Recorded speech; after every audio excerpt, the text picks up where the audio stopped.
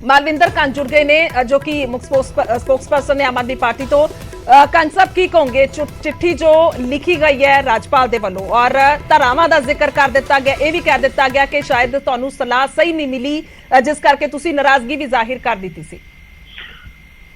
देखो गुरजोत, मैनू बड़े अफसोस ना कहना पै रहा है अनफॉर्चुनेटली कि बिल्ली जिहड़ी आ वो थैले हुण बाहर आ गई।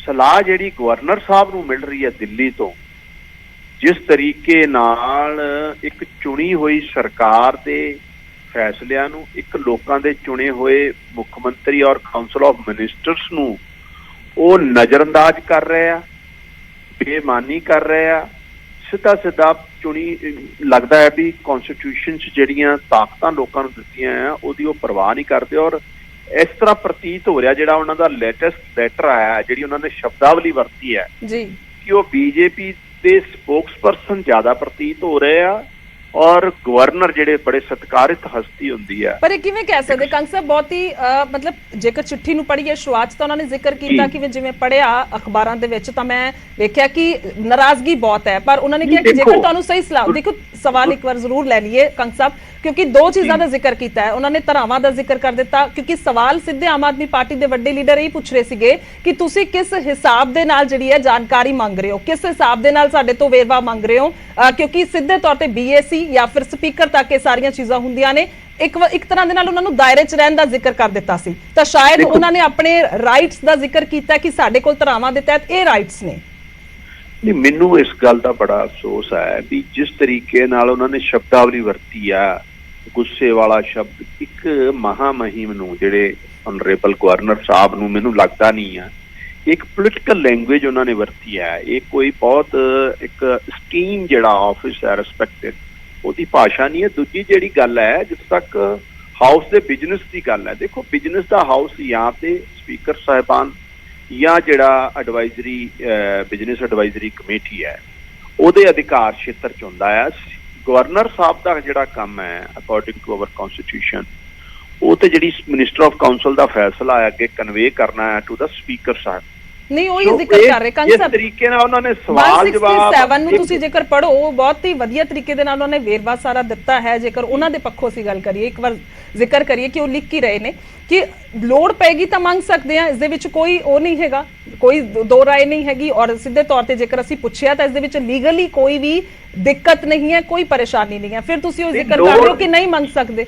ਗੁਰਜੋਤ मैं ये नहीं कह रहा लोड़ किस गल की पैगी कि लोड़ गवर्नर एक चुनी हुई जिहड़ी मंत्रीमंडल है या काउंसिल ऑफ मिनिस्टर है एक हाउस कन्वीन करने की गल कर रहा है और ये तो वह सरकार का अधिकार क्षेत्र है। ਉਹਦੇ ਚ गवर्नर साहब ਨੂੰ वार-वार सवाल खड़े करने और लास्ट टाइम जिस तरीके नाल उन्होंने एक पहला एक जिहड़ी सिंबॉलिक परमिशन देती उस तो बाद वापस ले ली, तो किते ना किते जिहड़ी उन्हां दी इंटेंशन है उन्हां दा बिहेवियर है जिहड़ा कंडक्ट है वो जस्टिफाई नहीं कर रहे। और जो एक चाहे वो सैक्शन 168 की गल कर रहे चाहे 7 की गल, ये सिंबॉलिक एक ताकत है गवर्नर साहब को, कोई कॉन्स्टिट्यूशनल ताकत नहीं है।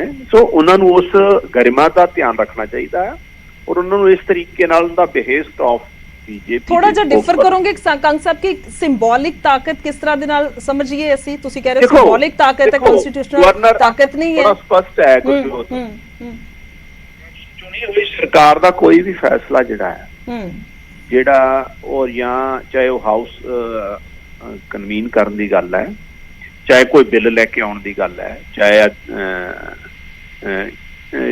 जिहड़ी मिनिस्ट्री फैसला लैंदी है उन्होंने जिहड़ा आ गवर्नर साहब का सिंबॉलिक ही उसते रिएक्शन हुंदा है, ना कि उसते रोक ला सकते हैं। जिहड़ियां विधान सभा दी परंपरावां आ जां प्रोसीजर है वो स्पीकर साहब के अधिकार क्षेत्र च हुंदा है।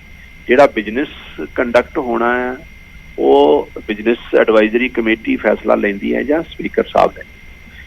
गवर्नर साहब का काम है भी कन्वीन करना, कन्वे दो चीज़ां ने, एक तो पहला जो सैशन रद्द होया उदों भी उन्होंने ਤਰਕ ਦਿੱਤਾ ਉਦੋਂ ਵੀ ਉਹਨਾਂ ਨੇ ਦੱਸਿਆ ਕਿ ਕਿਵੇਂ ਲੀਗਲੀ ਤਰੀਕੇ ਦੇ ਨਾਲ ਇਹ ਹੋ ਸਕਦਾ ਹੈ ਰੱਦ, ਕਿਉਂਕਿ ਭਰੋਸਗੀ ਮਤੇ ਨੂੰ ਲੈ ਕੇ ਉਹਨਾਂ ਨੇ ਜੋ ਵੀ ਚੀਜ਼ਾਂ। ਦੂਜਾ ਹੁਣ ਮੈਂ ਉਹੀ ਸਵਾਲ ਤੇ ਆ ਰਹੀ ਹਾਂ ਕਿ ਕਿਉਂਕਿ ਇਹ ਜਾਣਕਾਰੀ ਮਿਲੀ ਹੈ, ਦੱਸਿਆ ਵੀ ਅਮਨ ਅਰੋੜਾ ਜੀ ਨੇ ਕਿ ਅਸੀਂ ਲੀਗਲੀ ਤਰੀਕੇ ਦੇ ਨਾਲ ਇਹ ਰਾਏ ਲੈ ਰਹੇ ਹਾਂ ਕਿ ਹੁਣ ਤੱਕ ਆਮ ਆਦਮੀ ਪਾਰਟੀ ਦੇ ਕੋਲ ਜੋ ਵੀ ਰਾਏ ਆਈ ਹੈ, ਸਰਕਾਰ ਨੇ ਜੋ ਵੀ ਰਾਏ ਲਈ ਹੈ, ਉਸ ਦੇ ਮੁਤਾਬਿਕ ਜਿਹੜਾ ਸੈਸ਼ਨ ਆਪਾਂ ਮੁੱਦੇ ਤੇ ਆਈਏ, ਸੈਸ਼ਨ 27 ਤਰੀਕ ਦਾ, ਇਸ ਨੂੰ ਲੈ ਕੇ ਰੇੜਕਾ ਹੈ ਨਾ, ਹੋ ਸਕਦਾ ਹੈ ਨਹੀਂ ਹੋ ਸਕਦਾ ਜੇਕਰ ਸਰਕਾਰ ਨਹੀਂ ਵੀ ਰਾਜਪਾਲ ਦੇ ਕੋਲ ਸਾਰੀ ਜਾਣਕਾਰੀ ਮੁਹੱਈਆ ਕਰਾਉਂਦੀ ਜੋ ਉਹਨਾਂ ਦੇ ਵੱਲੋਂ ਮੰਗੀ ਗਈ ਹੋਈ। ਨਹੀਂ, ਸੈਸ਼ਨ ਤੇ ਜੇ ਕਾਉਂਸਲ ਆਫ ਮਿਨਿਸਟਰ ਦੁਬਾਰਾ ਭੇਜਦੇ ਗਵਰਨਰ ਸਾਹਿਬ ਡਿਨਾਈ ਵੀ ਨਹੀਂ ਕਰ ਸਕਦੇ ਉਹਨੂੰ। ਗੱਲ ਇਹ ਨਹੀਂ ਕਿ ਇਹ ਤੇ ਕਾਨੂੰਨੀ ਪ੍ਰੋਵੀਜ਼ਨ ਹੈ, ਜਿੱਥੋਂ ਤੱਕ ਉਹਨਾਂ ਨੇ ਪਹਿਲਾਂ ਐਡਮਿਟ ਕਰ ਲਿਆ, ਕਨਵੀਨ ਕਰਨ ਦੀ ਬਾਅਦ ਚ ਅਗਲੇ ਦਿਨ ਚਿੱਠੀ ਕੱਢਤੀ, ਕਿਉਂਕਿ ਇੱਕ ਸਾਬਕਾ ਜਿਹੜੇ ਸੋਲੀਸਿਟਰ ਜਨਰਲ ਹੈ, ਸਾਬਕਾ ਬੀਜੇਪੀ ਦੇ ਮੈਂਬਰ ਪਾਰਲੀਮੈਂਟ ਹੈ, ਉਹਨਾਂ ਤੋਂ ਇੱਕ ਸਲਾਹ ਲੈ ਲਈ। ਉਹ ਸਿੱਧਾ ਹੀ ਦਿਖ ਰਿਹਾ ਸੀ ਕਿ ਭਾਜਪਾ ਦੇ ਤਰੀਕੇ ਨਾਲ ਡਾਇਰੈਕਸ਼ਨ ਤੇ ਹੀ ਕੰਮ ਕਰ ਰਹੇ ਆ। ਸੋ ਉਹ ਤੇ ਬੜਾ ਸਪਸ਼ਟ ਹੈ ਕਿ ਪੋਲੀਟੀਕਲ ਏਜੰਡਾ ਜ਼ਿਆਦਾ ਵਧਾਇਆ ਜਾ ਰਿਹਾ, ਕਿਉਂਕਿ ਬੀਜੇਪੀ ਚਾਹੁੰਦੀ ਆ ਪੰਜਾਬ ਨੂੰ ਇੰਡਾਇਰੈਕਟਲੀ ਤਰੀਕੇ ਨਾਲ ਰੋਲ ਕਰੀਏ। ਜਿੱਥੇ ਇਹਨਾਂ ਨੂੰ ਲੋਕਾਂ ਨੇ ਨਕਾਰਤਾ, ਉੱਥੇ ਇਸ ਤਰੀਕੇ ਨਾਲ ਇਹਨਾਂ ਨੇ ਵੈਸਟ ਬੰਗਾਲ 'ਚ ਵੀ ਰਫੜ ਪਾਈ ਰੱਖਿਆ, ਪਹਿਲਾਂ ਬੜੇ ਸਾਲ ਬਿਹਾਰ 'ਚ ਵੀ ਪਾਈ ਰੱਖਿਆ ਸੀ, ਪਿਛਲੇ ਦਿਨਾਂ 'ਚ ਆਪਾਂ ਦੇਖਿਆ ਹੈ। ਸੋ ਮੈਨੂੰ ਲੱਗਦਾ ਹੈ ਵੀ ਗਵਰਨਰ ਸਾਹਿਬ ਨੂੰ ਆਪਣੀ ਗਰਿਮਾ, ਆਪਣਾ ਜਿਹੜਾ ਆਫਿਸ ਦਾ ਡੈਕੋਰਮ ਹੈ, ਨਹੀਂ ਫਿਰ ਉਸੇ ਚੀਜ਼ ਤੇ ਉਸੇ ਪੁਆਇੰਟ ਤੇ ਆ ਗਏ ਹੋ। ਕੰਗ ਸਾਹਿਬ ਤੁਸੀਂ ਬਣੇ ਰਹੋ ਸਾਡੇ ਨਾਲ। ਹਰਜੀਤ ਗਰੇਵਾਲ ਹੋਣੀ ਜੁੜ ਗਏ ਨੇ ਬੀਜੇਪੀ ਤੋਂ ਨੇ। ਗਰੇਵਾਲ ਸਾਹਿਬ ਤੁਸੀਂ ਕੀ ਕਹਿਣਾ ਚਾਹੋਗੇ? ਚਿੱਠੀ ਜਿਹੜੀ ਆ ਰਾਜਪਾਲ ਉਹਨਾਂ ਦੇ ਵੱਲੋਂ ਆ ਗਈ ਹੈ, ਨੌਬਤ ਇੱਥੋਂ ਤੱਕ ਆਈ ਹੈ, ਉਹਨਾਂ ਨੇ ਨਾਰਾਜ਼ਗੀ ਦਾ ਵੀ ਜ਼ਿਕਰ ਕਰ ਦਿੱਤਾ ਕਿ ਸੀਐਮ ਸਾਹਿਬ ਨਾਰਾਜ਼ ਨੇ, ਔਰ ਉਹਨਾਂ ਨੇ ਬਕਾਇਦਾ ਦੋ ਜਿਹੜੇ ਨੇ ਉਹ 10 ਵੀ ਦਿੱਤੇ ਆਰਟੀਕਲ ਕਿ ਕਿਸ ਦੇ ਤਹਿਤ ਜਿਹੜੀ ਹੈ ਜਾਣਕਾਰੀ ਮੰਗੀ ਜਾ ਸਕਦੀ ਹੈ, ਯਾਨੀ ਕਿ ਸਾਫ਼ ਤੌਰ ਤੇ ਸੰਵਿਧਾਨ ਦਾ ਜ਼ਿਕਰ ਕਰ ਦਿੱਤਾ ਕਿ ਕਿਵੇਂ ਪੋਸਿਬਿਲਿਟੀ ਹੈ, ਕਿਉਂ ਸਵਾਲ ਚੁੱਕੇ ਜਾ ਰਹੇ ਨੇ ਕਿ ਜੇਕਰ ਅਸੀਂ ਡਾਟਾ ਮੰਗਿਆ। ਦੇਖੋ, ਮੈਂ ਇੱਕੋ ਹੀ ਗੱਲ ਕਹਿਣੀ ਚਾਹੁੰਦਾ ਜੋ ਤੇ ਜਿਹੜੀ ਆਮ ਆਦਮੀ ਪਾਰਟੀ ਹੈ ਨਾ, ਇਹ ਇੱਕ ਅਲੱਗ ਤਰ੍ਹਾਂ ਦੀ ਰਾਜਨੀਤੀ ਕਰਨ ਆਈ ਹੈ। ਇਹ ਲੋਕਤੰਤਰ ਜਿਹੜੀਆਂ ਇੰਸਟੀਟਿਊਸ਼ਨ ਨੇ ਉਹਨਾਂ ਦਾ ਅਪਮਾਨ ਕਰਨ ਲਈ ਆਏ ਆ, ਔਰ ਇਹ ਲੋਕਤੰਤਰ ਦੀ ਵੀ ਜਿਹੜਾ ਹੈਗਾ ਰਿਸਪੈਕਟ ਨਹੀਂ ਕਰਦੇ, ਉਹਨੂੰ ਸਟਰੈਂਥਨ ਕਰਨ ਵਾਲੇ ਪਾਸੇ ਨਹੀਂ ਵੱਧਦੇ। ਇੱਕ ਮੈਂ ਗੱਲ ਦੱਸਦਾ ਕਿ ਇਹਨਾਂ ਨੂੰ ਮੀਡੀਆ ਜਾਣ ਦੀ ਕੀ ਜ਼ਰੂਰਤ ਸੀ। ਗਵਰਨਰ ਸਾਹਿਬ ਇੱਥੇ ਹੀ ਰਹਿੰਦੇ ਆ, ਕਿਸੇ ਵੇਲੇ ਵੀ ਸੀਐਮ ਸਾਹਿਬ ਜਾ ਕੇ ਮਿਲ ਸਕਦੇ ਆ, ਸਲਾਹ ਮਸ਼ਵਰਾ ਕਰ ਸਕਦੇ ਆ। ਇਹ ਮੀਡੀਆ ਦਾ ਕੀ ਚੱਕਰ ਚਲਾ ਲਿਆ। ਔਰ ਦੂਜੀ ਗੱਲ ਆ, ਉਹ ਸੰਵਿਧਾਨਿਕ ਪ੍ਰਮੁੱਖ ਨੇ ਸਟੇਟ ਦੇ, ਉਹਨਾਂ ਦਾ ਅਧਿਕਾਰ ਹੈ ਇਹ ਪੁੱਛਣਾ ਕਿ ਵੀ ਕੀ ਏਜੰਡਾ ਆਪਣਾ। ਜੇ ਏਜੰਡਾ ਹੀ ਕੋਈ ਨਹੀਂ ਹੋਏਗਾ, ਐਵੇਂ ਆਪਣੀ ਪਪੂਲੈਰਿਟੀ ਲੈਣ ਵਾਸਤੇ ਕਿਸੇ ਦਾ ਫੇਸ ਖਰਾਬ ਕਰਨ ਦੇ ਲਈ ਤੁਸੀਂ ਪਵਿੱਤਰ ਸਦਨ ਦਾ ਇਸਤੇਮਾਲ ਕਰੋ, ਕੋਈ ਬਿਜ਼ਨਸ ਡਿਸਕਸ ਨਾ ਕਰੋ, ਪੰਜਾਬ ਦੇ ਵਿਕਾਸ ਦੀ ਗੱਲ ਨਾ ਕਰੋ, ਤਾਂ ਉਹ ਉਹਨਾਂ ਦਾ ਪੁੱਛਣਾ ਅਧਿਕਾਰ ਹੈ। ਇਹ ਕਹਿੰਦੇ ਆ ਕਿ ਇਹ ਵੀ ਕਿਉਂ ਪੁੱਛ ਲਿਆ, ਔਰ ਉਸ ਤੇ ਸਿੱਧੀ ਗੱਲ ਫਿਰ ਆਰੋਪ ਕੀ ਲਾਉਂਦੇ ਆ ਕਿ ਬੀਜੇਪੀ ਨੇ ਔਰ ਕੇਂਦਰੀ ਨੇਤਰਤਵ ਨੇ ਕਹਿ ਕੇ, ਭਾਰਤ ਸਰਕਾਰ ਨੇ ਕਹਿ ਕੇ ਇਹਨਾਂ ਤੋਂ ਗਵਰਨਰ ਸਾਹਿਬ ਤੋਂ ਇਹ ਕਰਵਾਇਆ। ਗਵਰਨਰ ਸਾਹਿਬ ਇੱਕ ਜਿਹੜਾ ਹੈਗਾ ਉੱਥੇ ਕੋਈ ਵਿਅਕਤੀ ਨਹੀਂ ਬੈਠਦਾ, ਉਹ ਇਸ ਲੋਕਤੰਤਰ ਦੇ ਹੁਣ ਵੀ ਉਹਨਾਂ ਨੇ ਤਾਂ ਸਵਾਲ ਚੁੱਕਿਆ ਕਿ ਇਹ ਜਿਹੜੀ ਚਿੱਠੀ ਆਈ ਹੈ ਇਸ ਦੇ ਵਿੱਚ ਸਾਰੀ ਲੈਂਗੁਏਜ ਨਜ਼ਰ ਆ ਰਹੀ ਹੈ ਕਿ ਕਿਵੇਂ ਸਿਰਫ ਤੇ ਸਿਰਫ ਕੇਂਦਰ ਤੋਂ ਜਿਹੜੇ ਨਿਰਦੇਸ਼ ਆਏ ਨੇ ਉਸ ਦੇ ਤਹਿਤ ਚਿੱਠੀ ਜਾਰੀ ਹੋਈ ਹੈ। ਹੁਣ ਵੀ ਉਹ ਜ਼ਿਕਰ ਕਰ ਰਹੇ ਇਸੇ ਤਰ੍ਹਾਂ ਇਹਨਾਂ ਨੂੰ ਜਿਹੜੇ ਨਿਰਦੇਸ਼ ਕੇਜਰੀਵਾਲ ਤੋਂ ਆਉਂਦੇ ਨੇ ਉਹੀ ਕਰਦੇ ਨੇ, ਇਹ ਕਿਹੜਾ ਉਸ ਤੋਂ ਬਾਹਰ ਕੁਝ ਕਰਦੇ ਆ। ਕੇਜਰੀਵਾਲ ਜੀ ਨੇ ਕੰਮ ਹੀ ਇਹੀ ਫੜਿਆ ਹੋਇਆ, ਤੇ ਇਸ ਕਰਕੇ ਇਹ ਜਿਹੜਾ ਇਹ ਤਾਂ ਦੂਜੇ ਪ੍ਰਦੇਸ਼ਾਂ ਦੀਆਂ ਚੋਣਾਂ ਲੜਦੇ ਆ। ਇਹ ਕੋਈ ਪੰਜਾਬ ਦੀ ਸਿਆਸਤ ਜਾਂ ਪੰਜਾਬ ਦੇ ਵਿਕਾਸ ਦੀ ਗੱਲ ਨਹੀਂ ਕਰਦੇ, ਪੰਜਾਬ ਦੇ ਭਲੇ ਦੀ ਗੱਲ ਨਹੀਂ ਇਹਨਾਂ ਨੇ ਕਰਨੀ।